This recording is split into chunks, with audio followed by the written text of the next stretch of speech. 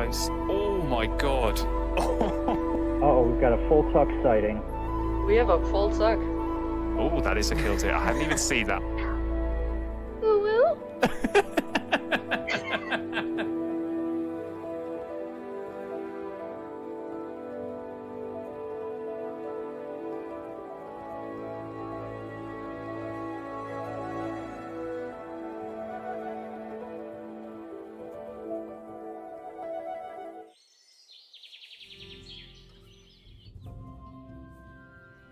All right.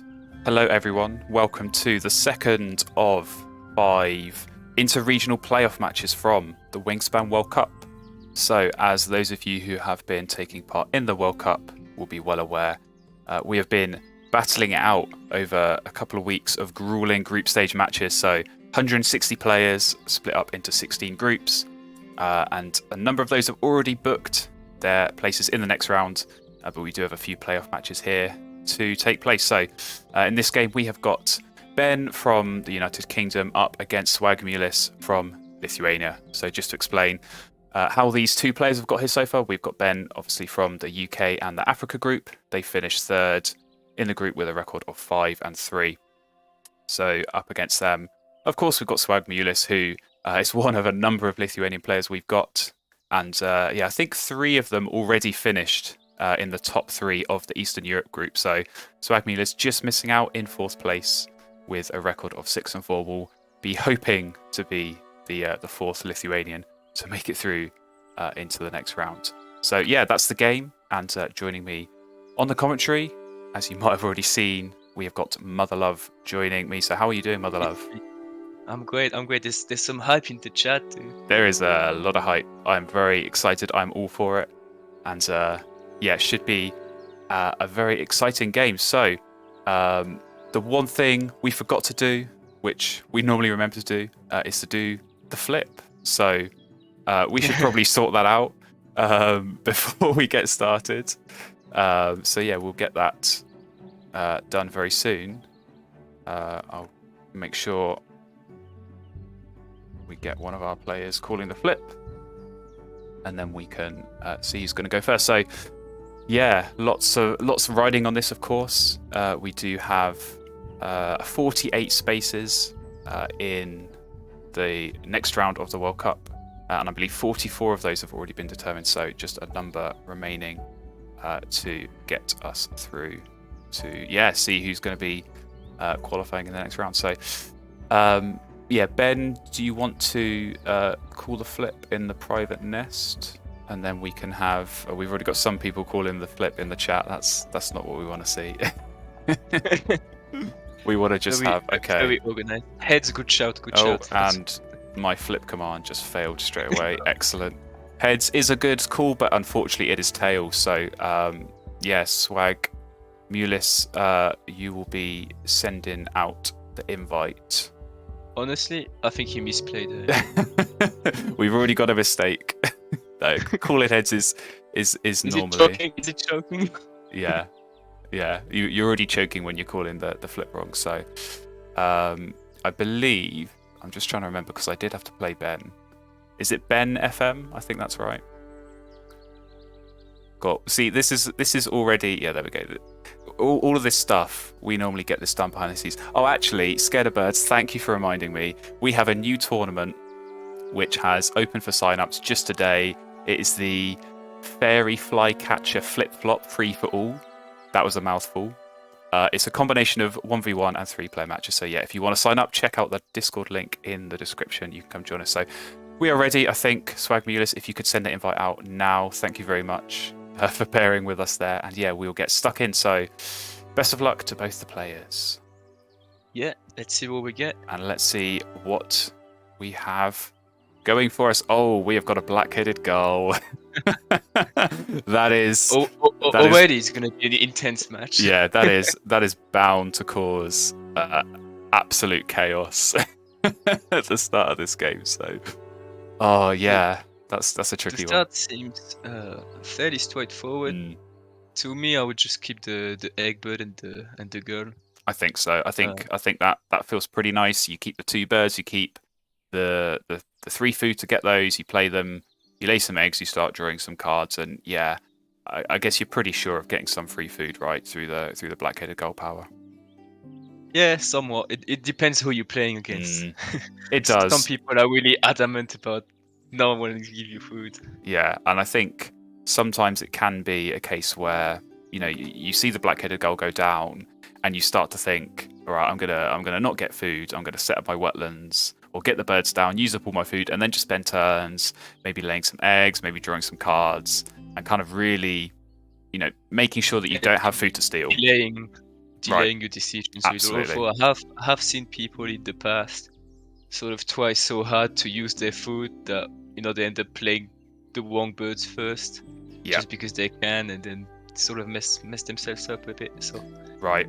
It can be tricky. Always an interesting bird. Yeah. Yeah. It's always, I think, one that you're happy to see, right, in your starting hand, and it's always one that you absolutely loathe seeing your opponent play as well. You see that go down, you just think, oh, yeah, it makes it really difficult to actually do anything really in that first round, because you get the right food and then it gets stolen, and then you can't get the right food back from the bird feeder, and it can be such a pain to play against. Yeah, that's why we love it. That's why we love playing with it, at least. So looks like they might be going with the warbler as well, and I mean, I don't mind that. I think that's a nice kind of backup, I guess, if you do have to go for food. If you're drawing cards a lot, you're going to have extra ones to tuck. So it's not a bad kind of insurance, I guess, to make sure that if your opponent does kind of play this smart, you can at least get some food back. Yeah, You don't sound convinced. No, I think it can work. I think like you, my kind of default position there was keep the quail, keep the gull, get those down, lay some eggs, draw some cards. That kind of feels pretty natural. You're setting yourself up well in those two habitats. But I think the warbler, I think you can make a case for it, and I think but they're only starting with 2 food now. Right, that's the tricky part. But you play that gull, you can definitely steal some and get a bit back. So here we go. We have got Ben's starting hand here, and a little bit tricky there, I guess, with the lack of wetlands, but some good forest options, and maybe the goldfinch as well might be one to have an eye on. Yeah. I mean, it's hard to say. Crossbill makes the goldfinch kind of easy to play. I would be very tempted to keep the lazuli bunting here, because it's always sort of a gamble. Yeah. Where maybe you play it, your opponent doesn't have a cup nest immediately, right, and you can just spam eggs. Yeah, and it is another one where maybe if you need that extra seed, you can get that through the crossbill, and you've already got the bowl nest there with the crossbill and perhaps the goldfinch as well, as you said. So I don't mind that. I think it can work. I think it is a way of potentially you get 2 points there and your opponent doesn't get any, and I think that can be a huge advantage early on, just to save those turns laying eggs. You can spend those extra turns getting some cards, getting some food, playing some birds. So I don't mind that at all. I think definitely the kind of struggle here is going to be that wetland bird. So always when I'm in this position, I kind of ask myself, right, am I going to settle for that red-tailed hawk in the tray and use that, or do I just focus on getting everything down? So maybe I'm going to focus on getting the crossbill and the bunting and the goldfinch down. I could probably spend the whole of the first round doing that and just wait and see what that round 2 tray has got. Yeah, for sure. I mean, I tend to delay my drawing actions a lot in round 1, I've noticed, compared to you. But that's just what I've noticed from when we discuss starting hand scenarios in the strategy channel. Interesting. I mean, it is the good thing is that he has a lot of birds for the third end of round. Yes. But other than that, the end of rounds are pretty generic. They are. I mean, they're all European expansion ones, which is good to see. We're getting some of these kind of fresh new end of round goals in, and kind of not have that sort of egg laying focus. But they're all very open, right? I think that last one, birds in hand, is probably the one that sticks out as kind of the real frustration. But food costs, brown powers, birds worth more than 4, those are kind of the birds you want to be playing anyway. So trying to qualify or trying to sort of compete for those, it's not kind of, you don't feel like you're having to go too much out of your way. It's not something you really have to plan for. No. Oof. Okay, That's so very kind of not happy with the choices, I guess, there, and just going straight for the bunting. So it's a bit of a gamble, I think, not having that extra cup nest to lay the eggs on with the bunting. But yeah, lots of food as well for Swagmulis to be stealing. So I think they'll be licking their lips at the sight of that. And yeah, no surprises, Gull is going down straight away there. I'm pretty sure the bunting doesn't work anymore. It's tricky. I think the justification for keeping it was, like you said, you keep it and you get the extra bowl nest. You can lay the eggs. You kind of look at your opponent at the moment. They don't have any cup nests down, so you're getting that additional benefit and not giving anything to your opponent. But yeah, just only having that one cup nest in the bunting itself, it is gonna make it a little bit tricky here. So yeah, I'm very curious to see how Ben is going to play this. If they are going to kind of settle for that hawk as the wetland option, because if you're not, your only real option is just to draw blind from the deck, and yeah, you don't really want to be doing that in round one. The chat is being far less kind than commentary than you are. Also, I just noticed we have a habitat view player. We do. Well, we've got one on board view, and I'm sure they'll be switching back and forth. But yeah, we might need to keep our focus levels up to remember what's in each of the habitats. That can always be a little bit more tricky. But do you know what? I'm going to say it. I actually quite like habitat view. I think if you're maybe for a tournament game, I'm going to focus on board view because I can see everything and kind of get that snapshot. But if I'm kind of just playing more relaxing, it's nice. You get the bird animations and all of that. Like I'm gonna stand up for habitat view. I'm gonna say it. Yeah, I mean it kind of. I think it tends to depends if it's people coming from the board game or people who got for the board game. Yeah.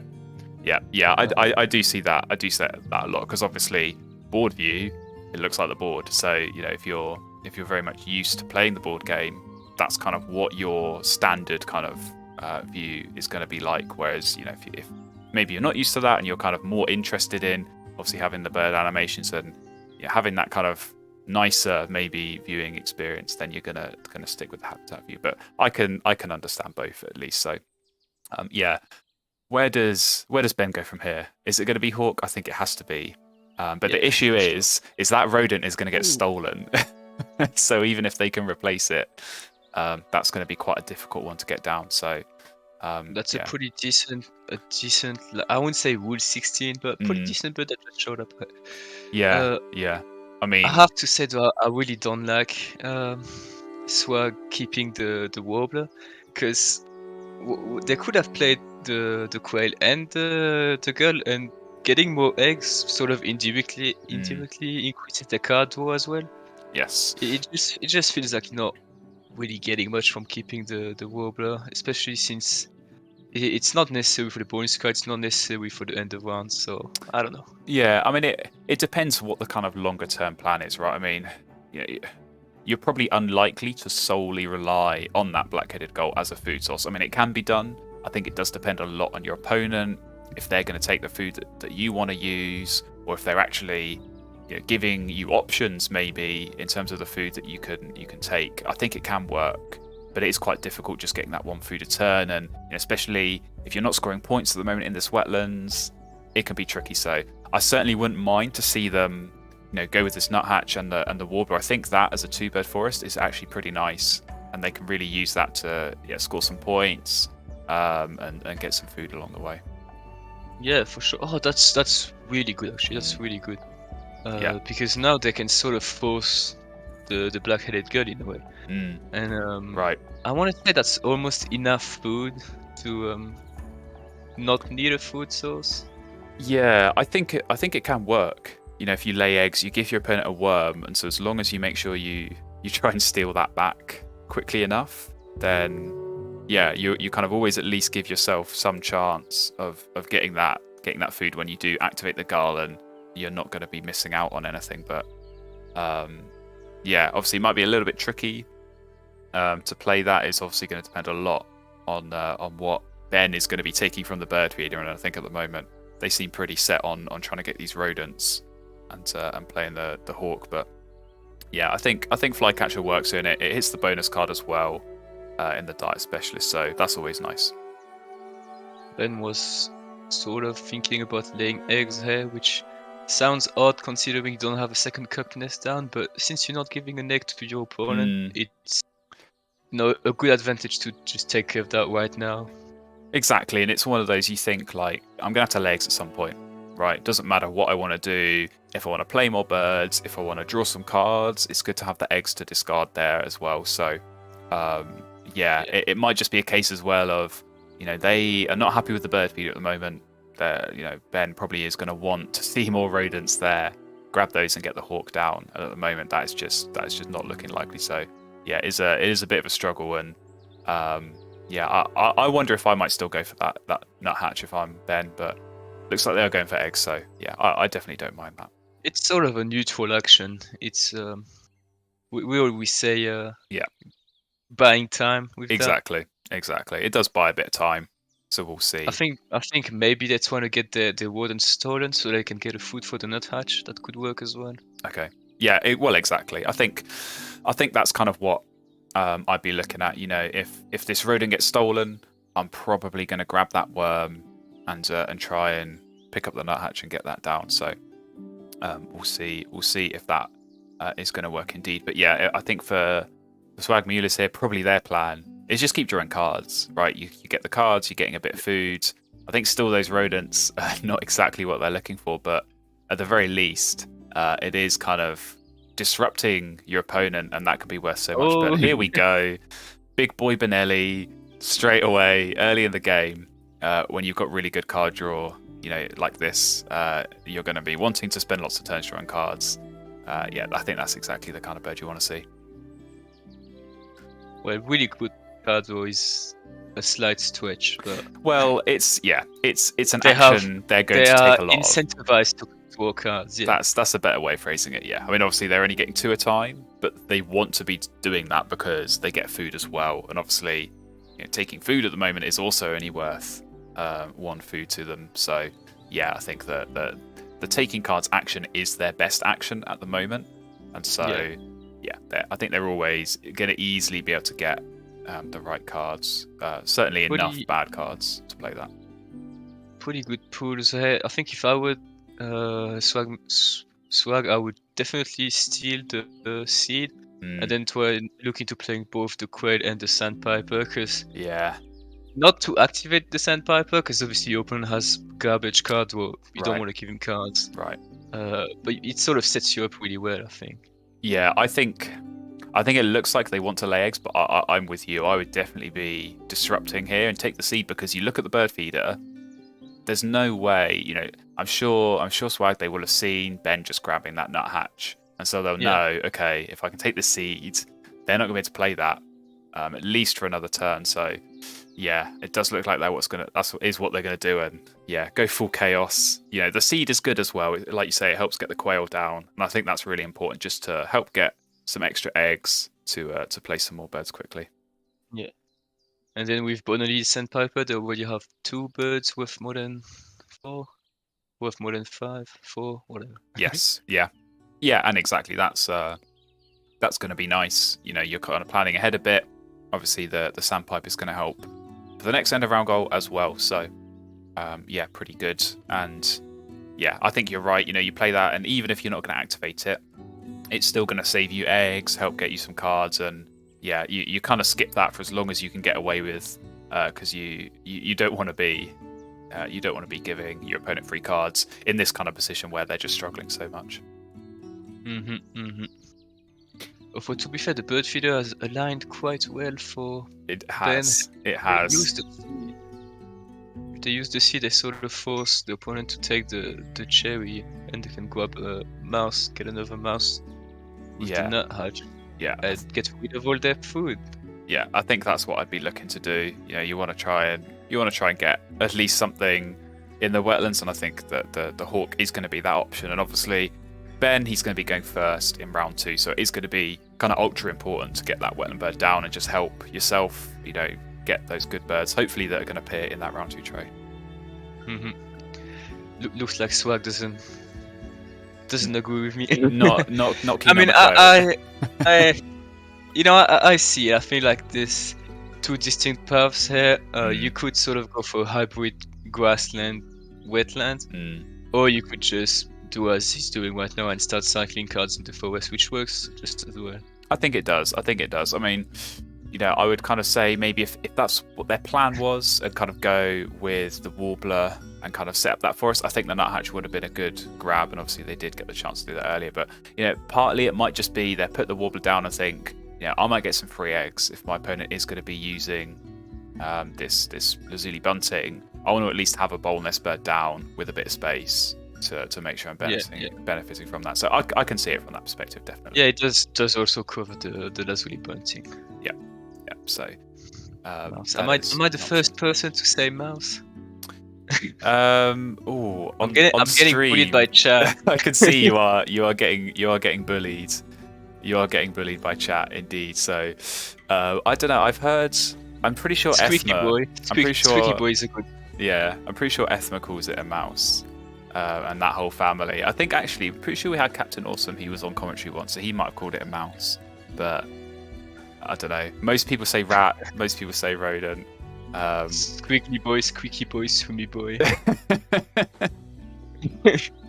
So many options for what to call it. So we'll see. Maybe we can get a new fun suggestion in the chat that we could go with. Right, let's get in about a couple of years, the Wingspan tournament lingo is going to be so developed that it's going to be a barrier of entry to a new play. Yeah, we're gonna have some kind of like entry exam. Like, what do you call this food type? If you call it the wrong name, we're not going to let you in. That might be how it goes. But question 1: what's full Turk?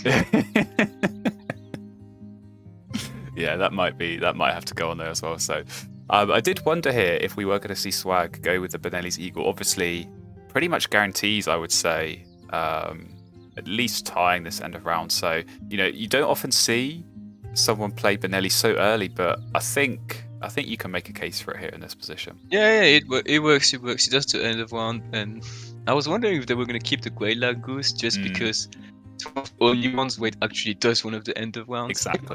Exactly. Yeah, it's rare to find that kind of position where it is going to work for the end of round, and obviously hits their bonus card as well, so potentially could help. By the way, to anyone wondering, the Grey Lag Goose does not count for cost of played birds. No, it does not, and it doesn't count for cards in hand either. I know I see some people ask that. They say, "Oh, I've got it in my hand at the end, so does that count as 2 cards?" You're like, no, you've not played it, so nice try, but we're not having that. So it feels a little bit bad for the Wed not to stay in the tray.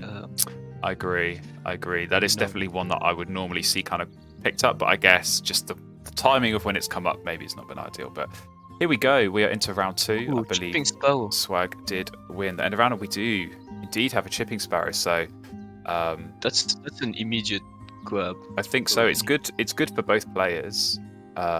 It's kind of obviously additional bowl nest space. It's an egg source. I think maybe if Ben's going to leave that, I'd be definitely picking that up if I'm Swag, because you pick it up. Yeah, for sure, because then that's a mono habitat engine. Exactly. Yeah, you can pretty easily. You could probably ditch this quail and not even bother going for the grasslands. You've got your egg source and food, and obviously tucks in the forest, and then when you need to get cards, you can go to the wetlands, get some cards, maybe get a bit of food as well. So I would definitely be grabbing that, and there we go. Ben does indeed go for that. So yeah, I think that's a good pull. Might seem counterproductive with the bunting, is it Lazuli bunting, but they do have a 2-point forest now. Yeah, and that's pretty good. If you're getting a couple of food, you're getting an egg, and you're getting a cache, I think that's okay. I think that's good. Yeah. That's a good thing to work with. So I mean, it's pretty good because it means they don't need the grassland anymore. And right, if you have a bird that gives other resources, having a bird point next to it is better than if they had a bird that gives food. Yeah, absolutely. So yeah, I think that is definitely going to be a good play. But we do have the results of the poll in. I am very disappointed because we got no votes for rodent, and that's the word I use. So I should have voted. I didn't even vote in my own poll, but rat has come out on top. A mouse in 3rd place behind Squeaky Boy. So sorry, Mother Love, your choice of wording is not looking great either. Okay, I didn't even vote for Mouse. So both of us not voting has ruined the chances of our own pick. So, yeah, well, we've got no excuse. That's bad, but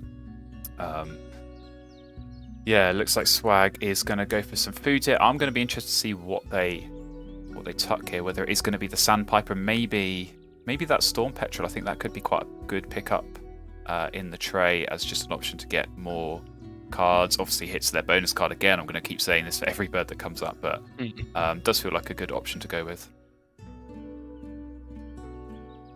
Yeah. A lot of hesitation here. A lot of hesitation. The thing is that the Sandpiper is suddenly very good now that I can actually cycle cards in the forest. Yeah, I mean it is still a risk. It is still that position where, I probably look at my opponent and think their card draw is not really that strong. Yeah, and I can make good use out of the cards. Obviously, like you say, with the card cycle in the forest, but yeah, I would still be hesitant on maybe showing some of those cards. But maybe that Forster's Turn, that might not be a bad option as well to get down. They've already got the food, it's pretty cheap, and yeah, it's going to help get a few extra cards, maybe see some extra cards as well, which I think is always what you want. Yeah, for sure. And Also, I would probably prioritize the Sandpiper. Yeah, it's tricky. It's tricky. Yes, yeah, just because it's 5 points. But it is, and it is going to help that next end around, which I think that could definitely come into play. At this stage of the game. So we'll see what they go with. But we do have Ben. Finally, they got their Red-Tailed Hawk down, so I think they'll feel happy with that. And then from there, it's just going to be about drawing cards, right? You start drawing some cards, you hope for some good ones, and then really from there, I think you got to get this Chipping Sparrow down pretty sharpish in that forest. And yeah, just start getting some food and scoring some points while you're doing that. It's good for Ben because now they can actually sort of wait and draw cards, waiting for Swag to steal their food so they can get a seed. Exactly. I think this is one of those positions where you want your opponent to steal the food because it's going to help. If that food gets stolen, like you say, you grab the seed, you play the Sparrow, and that does save you a little bit of tempo. You get the Sparrow down before having to take food. You give yourself the chance to activate it, get a bit of extra food. Yeah, I like that. So I think this is right. I think you'd be patient, spend some time drawing cards. Again, I think even still that Storm Petrel is a really good pickup. I think I would look to go for that if I'm Ben. But otherwise, just see what you get from the deck and try and go from there. Man, it's such an added challenge to just keep a mental map of all the birds you played.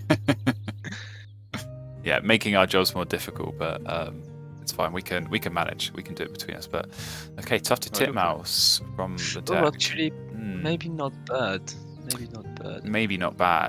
Maybe not bad. It does hit the bonus card. Obviously, they've kept Passerine Specials, but yeah, I would definitely. They're hesitating. I would definitely be grabbing this Storm Petrel. I think that's going to be so key to help with the card draw.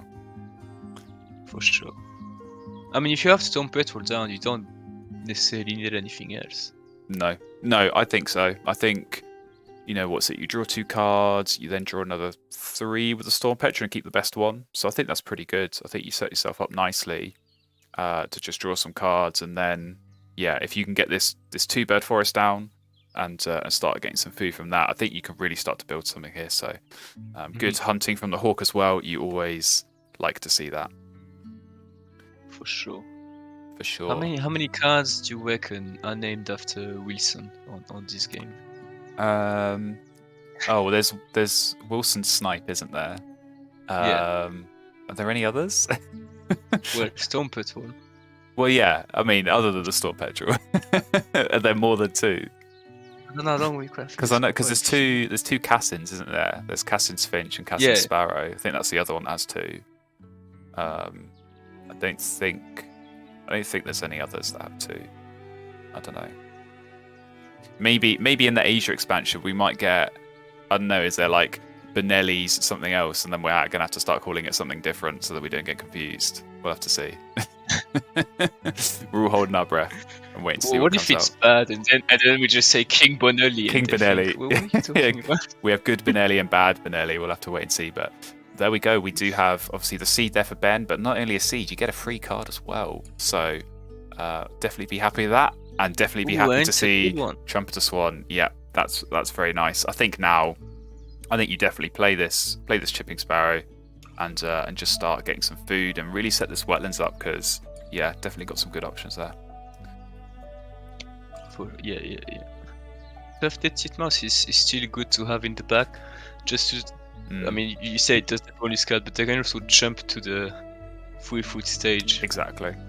I think that's what they're thinking about. I think they're considering here, Ben, whether to get another food and do the double play now, or whether to just get the Chipping Sparrow down, get some food now, play the birds, and then, like you say, you got it in your back pocket. You're probably going to find another forest bird. Maybe something that's going to score you a lot of points or give you a bonus card. You play that late in the game, and then you're kind of getting yourself extended out to maybe get a bit more food for the last couple of times as well. So I think it's good to kind of keep hold of that and get the sparrow down, get some food. I think that's important. Having 3 birds over having 2 birds doesn't actually get you much. So yeah, definitely play the Chipping Sparrow now. Yes, absolutely. And now you've kind of put the difficulty on your opponent. I mean, I think really here Swag was always going to go for the food rather than get cards, but just kind of always, if you can have that opportunity to put yourself on 0 food, I think you definitely take it. But great blue heron in the way. Yeah, would you be looking at grabbing that? I mean, for sure. It's again another one for the next end of round. So pretty tasty, and I think Swag is always going to be kind of rich in the food, but not too keen on it this time. So we will see what they kind of go for next. I don't think Swag's taken a single tway bird since the beginning of the game.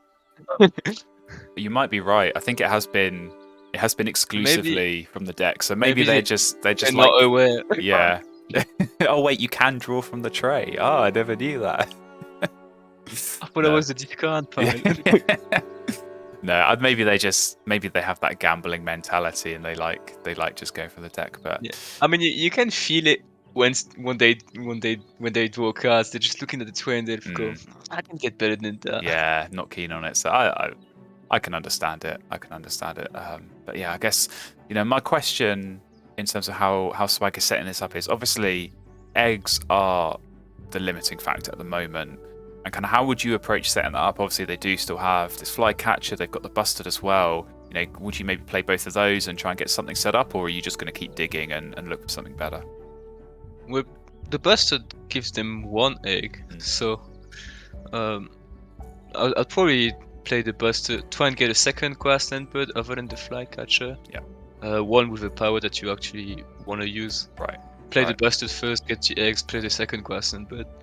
Yeah, I think definitely using that busted as a way of getting the egg to play the second grassland bird is a really nice way of getting that little bit of tempo. And definitely, I think at the moment, Swag has got so much card access. I don't think they'd want to use that to draw a card. I think definitely you'd go for the egg. But the flycatcher's okay. But like you say, I'd probably still keep that and maybe play it later in the game if I have the food for it. But definitely, you want to find something better, something with a better power. Especially because at this point, you're not going to be getting eggs from the bunting. Exactly. It does feel at this point that bunting, I don't know, it's probably not going to get activated a whole lot now. Maybe in the late game, maybe there's some kind of late grasslands pivot that we're going to see Ben go with. But I think the Chipping Sparrow at the moment is kind of keeping their needs satisfied in that respect. But here we go. Flycatcher potentially going down here. We'll see. Does look like it, and there we go. So that might just be for this end of round if they're kind of looking at that and thinking, I want to try and... They're looking at Black Skimmer as well, probably. Yeah, I think so. I think those, you could lay eggs and force a skimmer. I think that works. So, or even just lay eggs and play, that forces turn they've got. So that could be an option as well to try and compete. But I think for Ben, they were really hoping for some more fish on that reroll. So a bit of a shame not to see it. But I think they can. If they take a worm and something else, they can still force down the Storm Petrel. And again, that's going to help them for the end of rounds. But obviously, set themselves up pretty well to just draw some more cards and kind of see where they go in that next round. Boston is probably better for Swaggy because probably be looking into throwing away the mouse to get more eggs, because you're really struggling on eggs at this point. Yeah, that's a good point actually. You know, at the moment the food is probably easier to get hold of, you know, than the eggs, which is kind of why we were saying maybe you don't need the actual power itself from the flycatcher. But yeah, I think definitely I would consider chucking away that rodent. You've got the fish you can play, the Forcer's Turn, and it's still a pretty good bird to be playing even at this point. You know, it's kind of like the Sandpiper. It's pretty cheap. It's going to get you some points. And going first next round and setting yourself up to draw some cards, I think is always good. Yeah. And I mean, you know, a Star Nest, even if it doesn't do any of the end of rounds, is still useful if you do more bonus cards. Right, and they have obviously still got that Busted Witch. They might play at some point, so there's always you know, a pretty decent chance of picking up a bonus card that might come into play with. So we will see. But here we go. Laying eggs, not getting rid of the rodent. Are they going to take a worm? They are. So maybe Black Skimmer is going to go down, like you say. They were kind of looking at that. They are still looking at this Forcer's Turn. So I'd imagine one of those is going to go down because, yeah, I think both players are kind of keeping a pretty close eye on this end of round goal. Yeah. Ben just had a quick check here. Yep. So this is going to be their fifth bird. That will put them one ahead. But then, as I say, I am definitely imagining that we are going to see Swag play one of these other two, and then that is going to tie. So I'm kind of like what we said before. These are kind of pretty easy end of round goals to at least qualify and compete for. But because they're so easy to compete for, it does make it quite often that you are going to end up in these positions where you just end up tying because your opponent's always going to have an option to play. You know, it's not like those egg ones where, oh, well, first of all, you've got to find a bird with the right nest and then play it and then lay eggs. Like here, it's just, you just got to play the right kind of bird that fits that. And both players have got plenty of good options for that. Mm-hmm. Yeah, it does look like Forster's Turn is going to be the one. There's a lot of contemplating going on. Lots of contemplating, indeed. But I mean, it is. I think they are looking ahead at that next end of round goal a little bit. Forcer's Turn is definitely better.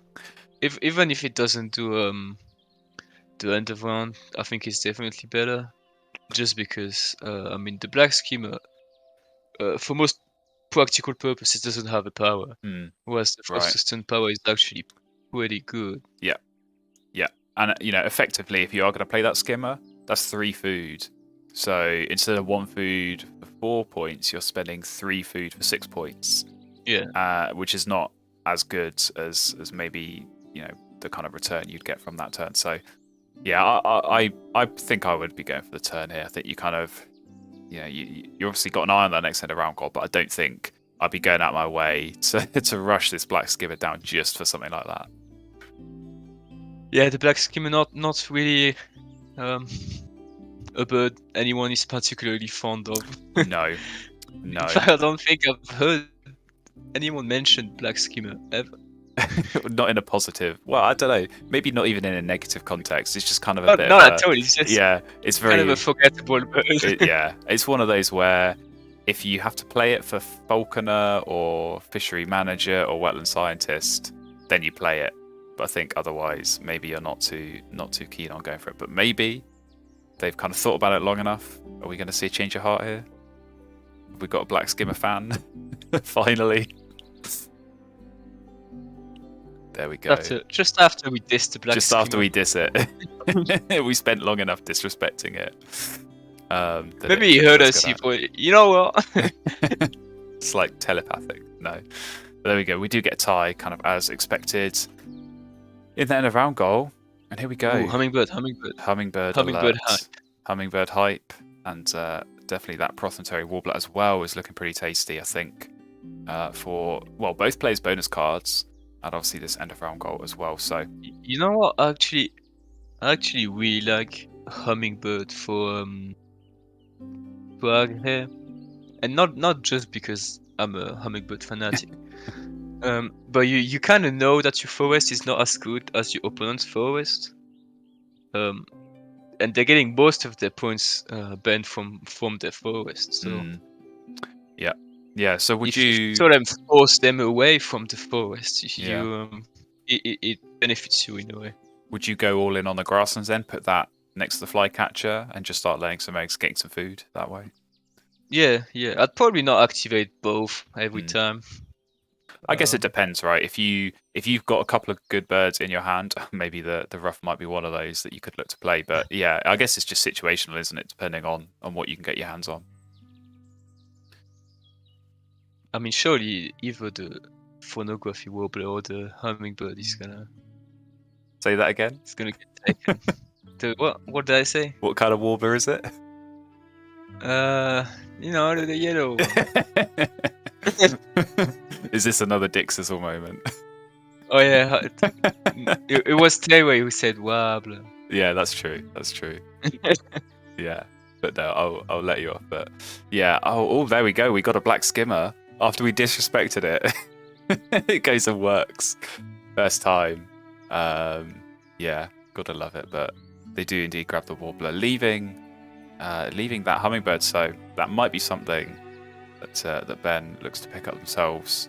And I think they're just desperate for a second grass and bird if they are going to pivot there. But then again, this forest is still pretty nice. So lots of kind of options I think here for Ben to go with. But probably it's just going to be draw cards and see where you go from there. Oh, that's a pretty nice one. Very good. Another one that hits the bonus card. Oh no, it doesn't. It just misses out. But yeah, they've already got 3 down. They got 2 or 3. Yeah, they got the chipping sparrow. Three. Yeah. Oh yeah. So that's gonna be 4th. So yeah. Really, oh dude. Here we go. That is so good. Here we go. It's all coming together. So some pretty nice draws.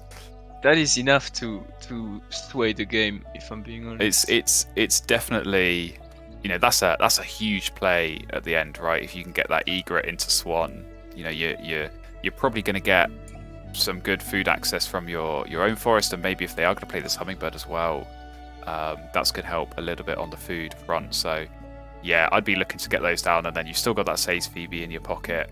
That's gonna be a huge play potentially at the end of the game. Because hummingbird actually is an underrated aspect of hummingbird. So it's pretty good food for. Oh, for sure. Points ratio, yeah. For sure. So, yeah. I mean, 4 points for any food. They still have the titmouse as well, so they can probably play the nuthatch titmouse, and they have a 3-point forest. Yeah. And then take food until they can play. Yeah. Says Phoebe for 4 eggs, and then 4 eggs is enough to play egret into 1.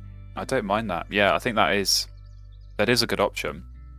And yeah, definitely being able to sort of secure that food access and maybe supplement it a little bit with the hummingbirds as well is good. So yeah, I mean they were looking at the magpie, I think maybe just for the starness, but I think definitely I'd be looking to go nuthatch here. And yeah, I guess just one turn getting food, they're going to get the eggs and the food to do that double play, and that feels like a pretty good option to go with. Pretty good option here for Swaggy, and take the hooded Megans and double up the black skimmer. Get 2 points every time. Oh yeah, that's what you want to see. No, but all of a sudden it feels like there's a dramatic shift in momentum here. It does, and I do feel like I've kind of noticed that a lot more since we've had the European expansion out, is that quite often just one turn of drawing cards, if you get 2 or 3 birds that really fit in with what you're trying to do, it can suddenly shift everything. And I think definitely in a situation like this, where you can start to see a very sort of natural progression for the next few turns, it's so critical, I think, when you're sort of transitioning from this kind of mid-game into the late game, as you enter the end of round 3, start of round 4, to get everything set up and kind of see that plan forming with the birds you've got in your hand is so important and such a nice position to be in. So yeah, I feel like it was looking a bit tricky for Ben, but I feel like some of these kind of birds they've managed to pick up, it does feel like it's going to look good for them. And yeah, one turn of taking food is going to give them 3 eggs, which is enough for the double play. Absolutely. Yeah, very nice indeed. And yeah, I think then... 1, 2, 3, 4. How many turns do they have left? Says Phoebe is 33, right? Yeah, 33. Yeah, so the Phoebe just misses out. They're only going to get first stage, but they already have first. Oh, they have 5. How many do they have? So they've got the bunting and the 2 in the forest. also in the forest they have the titmouse nuthatch. Yeah. That's gonna be 5. And then you could always play the So, hummingbird if you wanted Hummingbird to. Yeah. really tempting. I would definitely be tempted to play that. Especially because hummingbird is also an extra egg. It's an extra boldness, isn't it? So if you are going to play Sace Phoebe, that's definitely going to help. So yeah, I'm wondering here. Basically, If, it's an yeah, bird. yeah, absolutely. It's definitely one to go for. But yeah, I'm kind of wondering is Ben going to have enough time if they want to do this double play now? Because obviously the optimal time to try and get that is to hit this end of round goal.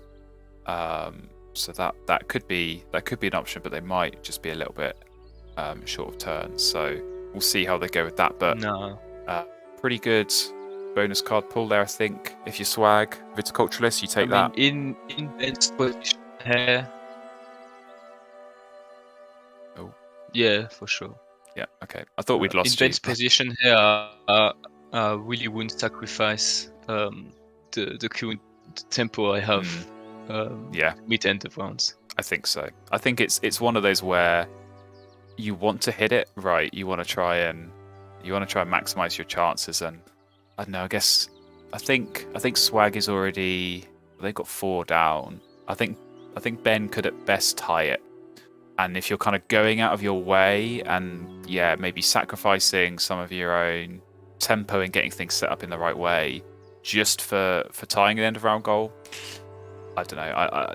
That maybe for me is not necessarily worth it. So I think I would definitely look to prioritize, just getting everything kind of set up the way it is. But we'll see. They are kind of debating this. I do feel like the titmouse double play is the way to go if you are going to get food next.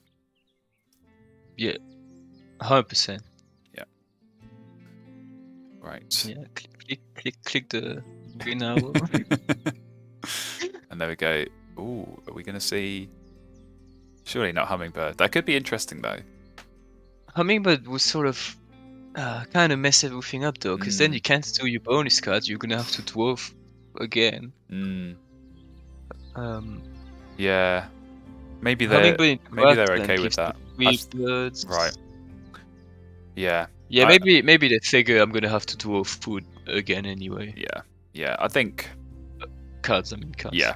I think it does depend, right? And again, this is what I was saying about you plan your turns out and you have this sort of natural, order of things to do. I think if they're kind of looking at this thinking, right, gain food a couple of times, I play these birds, and then I gain food and play another bird, like how many more turns have I got left to do things? If there's so many extra turns there, I think you can justify drawing cards again and seeing what you get, and maybe you do get maybe a nice grass and double bird or something like that is going to hit the bonus cards, or just anything else really that you can get down. But yeah, we'll see.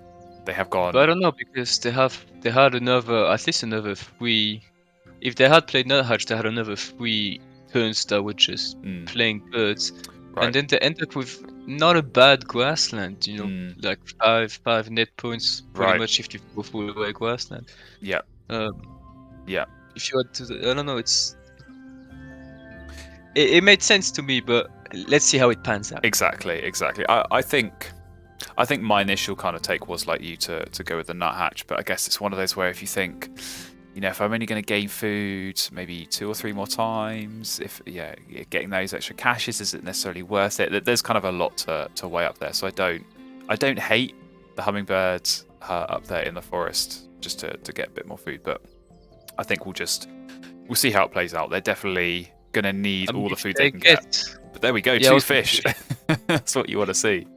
If they get optimal food. Oh, if they can get a seed here. Yeah. I did not think about that. If they can get a seed on the reroll, they could lay eggs and do the double play. Yeah. And then that's going to help in 2 ways, because you get the extra points at the end of round, but then also if you are going to draw cards next round, which they might be sort of shaping up to do, it does get you extra cards. So here we go. There we go. We do get the seed. So many fish. What was it? 2 fish on the last reroll and then 3 on that one. It's kind of crazy. See an underground snipe. We might indeed.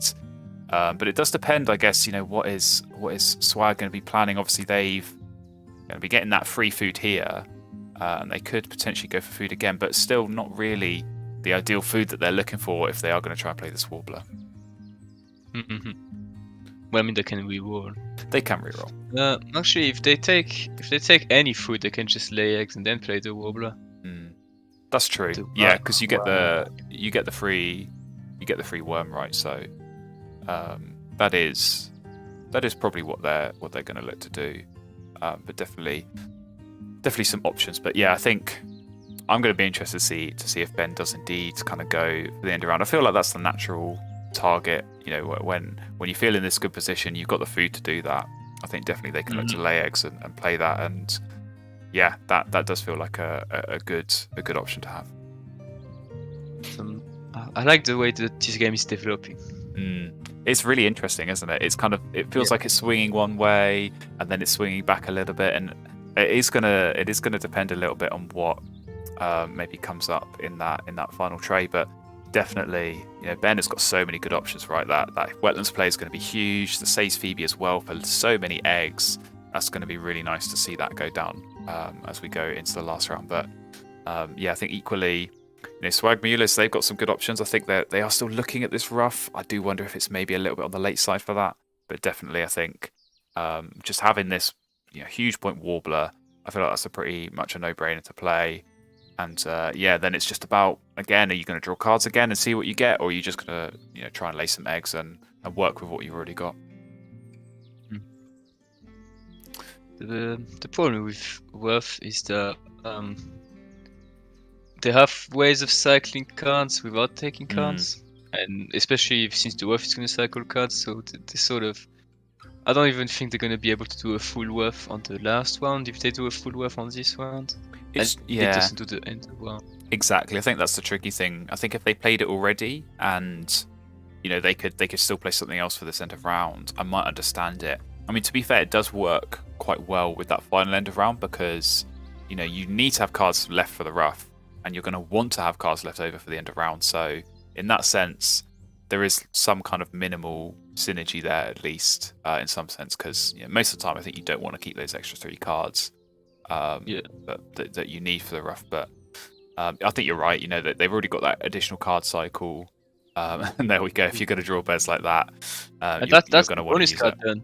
That is the bonus card done. They've already got 2 down, and certainly with the Woodcock and the Warbler in their hand, that's pretty much a no-brainer. So definitely a good position for Swag to be in. But yeah, Captain Awesome, you're jumping the gun a little bit. We don't get the vote up until the start of the 4th round, so we'll see. I'm going to try and think and decide who's going to win. The tray. Yeah, exactly. We have to see the tray. Because like it's an Imperial Eagle or something, or Puffin appears and everything changes. But yeah, it is going to be, I think, an interesting poll and an interesting question to answer, because yeah, that Woodcock, I think, for me has helped Swagmulis here definitely. You know, another huge point bird. I think they're, again, pretty natural. You play those 2 and even just kind of see what you get through the Warbler and the Tucking. Again, another option to play another big point bird is going to be good. But yeah, over to Ben again. They're still looking at the food. I think they're maybe not dead set on doing this double play. Think now?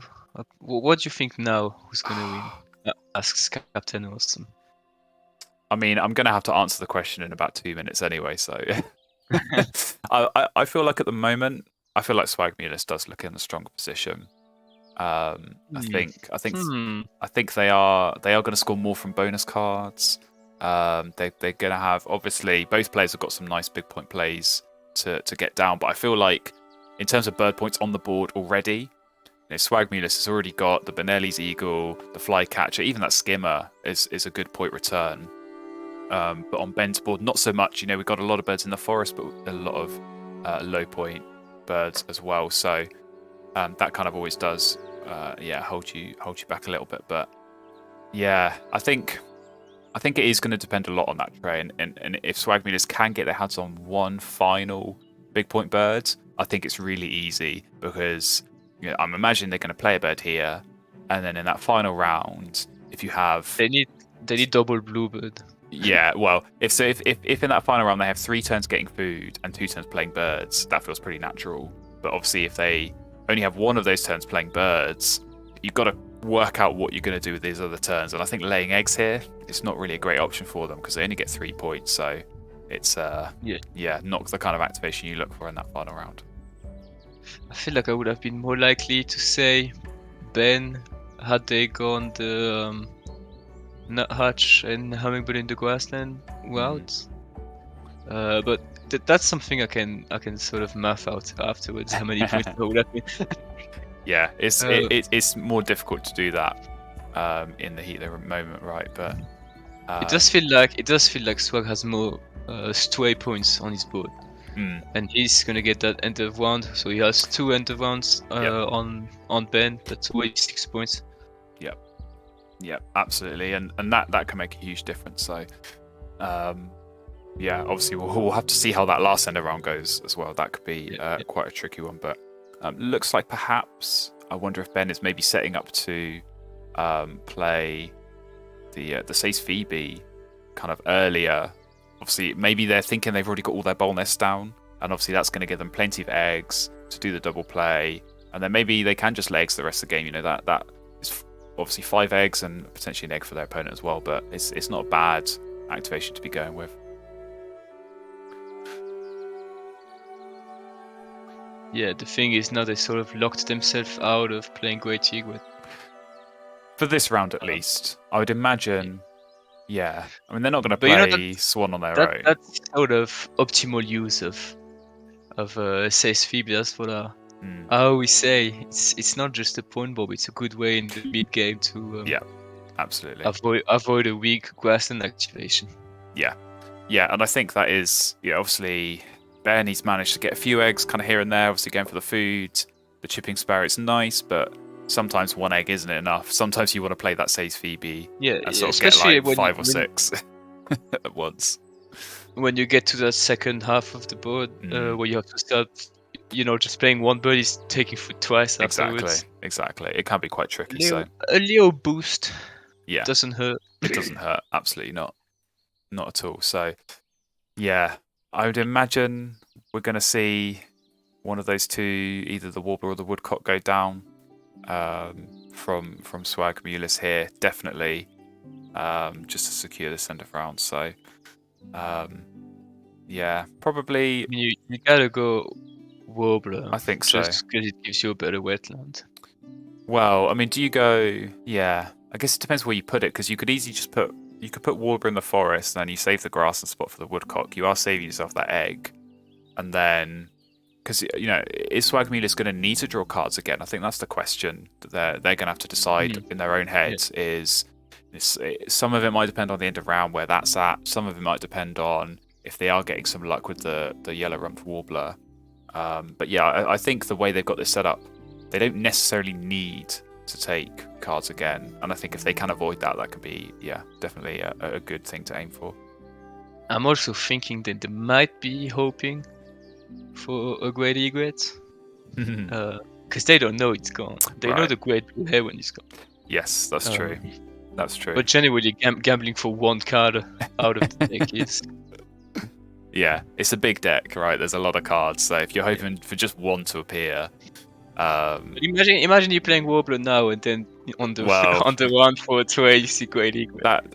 If you play Warbler, you're basically guaranteeing, right, that something like that would come up. But obviously we know that the Great Egret is not gonna appear for them. So I numbered that. When you feel a habitat and then a better bird shows up. I have to get the list out. I have to check it. Can't remember it to hand, but. Lots of thinking. We need a command. We do, we need a reminder. It's easy to forget all of them, except 16. But I wonder if maybe Swag is looking at this flycatcher as a way to try and hit the viticulturist. I mean, that would only put them on 3. So again, that is a little bit of a gamble on that final round, and you are seeing, okay, can I find that 4th viticulturist bird and kind of see where we go from that, but it has gone down, so I think it could work, but it is going to depend a lot. Also put themselves in a position to throw away cards, which means taking cards is less of a disadvantage. True, very true. That does give you some good options, I think, to justify taking the wetlands action. But here we go. Egg bomb. Says Phoebe goes down. Very, very nice. Missing out on the end of ground goal, which is a shame. But there we go. Into the final round. What have we got? What have we got in the tray? We have got the cannon. We have some really good round one birds. We have some, yeah. is what we have. Yeah. That is exactly what you want to see in round one, and maybe not so much what you want to see in round four. But I think they are going to go for this double play. Yeah, I think it's a case of if there was a nice wetland bird there, I think you probably grab it, or just a nice bird in general. But yeah, I think not immediately seeing that. I think you can feel safe in doing this double play because it's not like there's anything there that's kind of amazing for your opponent in this position. Yeah. And maybe your opponent's gonna clear the tray somehow. Well, exactly. Yeah. You never know if they have food web experts or something. That's true. And I mean, I don't know. Maybe even that partridge could work for just even a few turns of activating it, because you are going to get some extra eggs. It's going to be 3 turns at most, yeah. Which is 9 points. Yeah. But then obviously it's a 0-point turn to play it itself. Which is not what you're looking for in this final round. But yeah, that's really satisfying to see. Great egret into Trumpeter's one. Swagmulis is probably banging their heads on the table, seeing that as a big play. That's the first good look we get at Ben's yes, board. See it all at once, all in one neat picture. But here we go. Looks like food is on the menu for Swagmulis, and I think that's pretty sensible when you've got these pretty nice big point birds in your hand. Yeah, you want to see a feeder like that as well. Exactly the food you're looking for. So pretty straightforward, I think. Keep going for food. Obviously they've got this warbler to tuck. I'd imagine either the turn or the ruff is going to be so easy to tuck those and get some points and some extra cards. But I think it is time to ask who everyone thinks is going to win this game. So Motherlove, I will throw the question over to you first. Who do you think is going to win? Tuffy. Wait, let me just see what card they're getting. Give yourself that bit of extra information. It is a viticulturalist bird. Viti. And it hits Diet Specialist, so they might only need to play. Viti is 3-7 so for 9-point bird. Yeah, and I think if that does mean that they can play the catbird and one of the others. Ben. Yeah. Oh, you're going with Ben. Yeah, I have to say Ben before like any more turns go by. Interesting. Well, I mean, I think it's a tricky one. I almost feel like Swagmulis is in a good position to take this. I think. Yeah. With the catbird now, that's definitely going to help. You play that and the woodcock. That's pretty nice. I regret this decision immediately. You can't go back on I don't know. It's tough because they have 2 more birds down. Is the main thing. Yes. They have 2 more birds down, and I'm pretty sure the house thingy does pass Wind Specialist. The house thingy. I think you're right.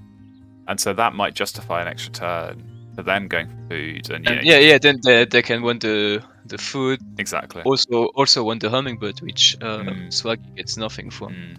Yeah, I think they're going to have three turns left after this turn. So, you draw food twice and you play the house thingy and you're pretty much set there. So, don't mind that at all. The house boy. House boy, yeah. We're just going to rename everything in this stream, so hopefully you're taking notes, because we're going to have to rewrite the dictionary, I think, after we log off here. But yeah, there we go. I think we're looking at pretty decent scores. I mean, probably so. High. I want to say high 90s for Swaggy. And now I'm trying to wonder if I think Benny's gonna score higher than high 90s. It is a tricky one. I think so much of it is going to come down to this end of round, right? That's a 6-point swing depending on which way it goes, and given how close a lot of these stream matches have been, that's enough to decide a game. So that either way, that 6-point difference can potentially have an impact here. And just trying to know how many cards you want to have in hand. I mean, I kind of look at this at the moment and think it's probably going to be Ben who is going to take it, just quite naturally having those 4 extra cards. I really can't see a reason why Swagmulis would go for cards again here. They've got some birds they want to be playing, and that feels pretty sensible. So, I mean, Ben is only going to play 1 card. And then, exactly. Take food, take egg, I don't know, stuff about it. Yeah, I think that's going to be the way to go. And yeah, Swag has to play at least 3 birds. Yeah. Actually, he can't. No, I think he's going to play. I think he's going to play 2. Right, you got. Yeah, American 3, Woodcock and Grey Cat. Yeah, I think those are the 2 you go for. And so 1 extra turn, going for food here. Grey Cat, but take eggs. Actually, that's not bad. Because you can keep a seed here. Yeah, you keep a seed here, copy. I like that. I didn't really think about that as an option. So, that way you're not keeping extra food, I guess, left over. That you would otherwise have kept if you had gone for food, and you are still getting extra points. So, yeah, I like that. I think that's a smart play here from Swagmulis. Can you tell me how you pronounce the warbler? The warbler name. So I pronounce it Prothnotary Warbler. Yeah, that's what I said. I might have to rewind on this later. No, I leveled with you. I thought it was PH stuff. Yeah, I think you called it like the photography warbler or something like that. Phonography warbler. Yeah, close to that. We'll give it to you. Yeah, that will definitely go down like Dixis. We'll keep that one safe for later, but yeah, it does look like Catbird's going down. Lots of deliberating, I think, on the cost. It's probably not going to matter too much. I'd imagine they chuck an extra food and then copy the flycatcher and get the worm back. So that should, I think, be okay there for Swagmulis. And yeah, on the poll, it's looking pretty close. We got 55 in favour of Swagmulis and 45 for Ben. So slight edge there, I think. UK. But yeah, it's. Sorry, unbiased. No bias based on nationality, in either direction. But yeah, it's on a knife edge, I feel like, and definitely these kind of late game decisions like this of, okay, do I play the Catbird and then copy and get the eggs? And obviously for Ben here, I think it is going to be a case of get as much food as you can and then play this house thingy and set yourself up to get plenty of tucks. I feel like that's a good way to go. Oh, nice. They actually get seed. Yes. How rare. That's the thing. Oh man, I just had a discussion about that. This is the point where he's gonna ask your opponent to take a food, and I feel like, well, they're gonna take a mouse probably, but you could be in a situation where it's your best play to refuse the food, you know? Yeah. Well, I feel like, I don't know. Are they better off refusing? I think if you're Swag, you probably do refuse because you don't need that. You just need to lay eggs and get the food to play the woodcock. And I don't think this extra. I don't know. I suppose you could take the worm and then play it, and then you get the extra eggs without having to discard food. But I'm not really sure there's a need to do that, and especially when it gives your opponent the reroll, it does feel like a bit. Well, I think if your opponent asks you first, they're obviously asking for a reroll. True. But they do get a free mouse either way, which for the tiebreaker, you never know. Yeah, I mean, I think definitely if you're Ben, you make your opponent go first, right? Because you want seeds. You're going to do it on the off chance that they take a worm, and then you can reroll and get seed. In a moment of weakness, if you don't think about it, you see rats and worm, and you go, worm. Yeah. It happens. I think sometimes people do kind of just jump on that and think, oh, free food, I want it, and I'll take the one that I want. And it can come back and cost you a little bit in the end. But yeah, it does kind of feel like I mean Ben is probably going to want to set this up in a way where they can get a free reroll anyway next turn. So even if they take a suboptimal food here, if they can set it up and go for the reroll, they're just going to be hoping for even more seeds. And hopefully they can get the maximum 5 and really get as many points as possible once they do play the Sparrow. Can you? I believe you can take a food and then reroll even if you don't have any more food to take. Oh, they give him a reroll. Yeah, they're getting the reroll. I think I'm trying to remember. I don't think. Well, we'll see. Yeah, like well, 2 seconds. yeah, we'll find out. Well, no, because they're going to Actually, re-roll. we will not We're not see. going to see. I mean, obviously, I think if They- you, They Yeah. were in scientific experiments. yeah, I think if you have to. Oh my god. Well, there you go. There's your seeds. But yeah, I think because obviously if there's no dice in the bird feeder, it re-rolls it for you. But I think if it gets to the end of your turn and you could re-roll, even if you don't need to because you're not gaining any more food. I don't know. I can't remember. We'll have to experiment on that ourselves. see what the results are. But yeah, there One we go. thing I've noticed lately, which is completely irrelevant for competitive games, is that there's no way to activate Service Warbler without actually taking a card. Whereas with all the other card sharing birds, you can. Okay, what do you mean by that? You know, it's like I said, it's irrelevant for competitive games, but you can, for example, choose to activate your Oh, I Void see. Sandpiper and then say, I'm not going to take a Decline card. a card. I get you. Yeah, because you can activate the Warbler because you get to choose where to draw the cards from. So you can activate it and then say no thanks, I don't want any cards, but then everyone else still gets one. Yeah, that's true. That's a weird way. No, Or the can- Warbler is the only one you can't. Oh, you activate. can't do Like, that. Yeah, you have to take a card. Hmm. Otherwise, it just doesn't activate. Interesting. I did not know that. I mean, I'm assuming you're going to take all the cards anyway if you get the option to. So it'd be a bit strange Yeah. if you didn't. But yeah, definitely. If you're Ben here, grab all the seeds and then Get a food. get a food, and it doesn't matter, does it? Because I think even if Get a they- berry boy. you want they you want say. you want a berry, but I think even if you don't get a berry, I think they'll still But have the enough seeds. tiebreaker. Oh, Actually, they lose tiebreaker. I think they I'm lose it sure. anyway. But that might come into play, of course. We'll see. But yeah, I think obviously in this position, Swagmulis, they've got kind of everything they need. I suppose, in theory, if they could get a free seed here, would you lay eggs and copy the flycatcher and then play the warbler? For sure. I think that's the better play. So Because laying eggs twice is pretty weak for them. it is. It's not the best. It's only 4 points, and Did they get a food? they are getting a food. So yeah, Ben did get the berry boy, so that's going to help save a bit of food there. And yeah, there we go. Grab the seed. I think it does look like Swaggy is looking at this warbler, so I think that's a good option to have. And they are still going to have one card, right? You still got this rough. You do the bare minimum for the end of round. It's their best option. Absolutely. It's much better than the alter. Well, much better. It's an extra 2 points. Yeah, and I mean, obviously, from their perspective, they are going to be thinking, is it going to matter if I give my opponent these 2 worms? I mean, obviously, if we can see, it's not going to make any difference here. But that is, something that's going to maybe play on your mind. Well, on the last turn, they already have a gazillion food in their hand. But you never know. Maybe they do have like double bluebird, like you said. So it could, Yeah. it could come into play. But yeah, not going to be the case here. There we go.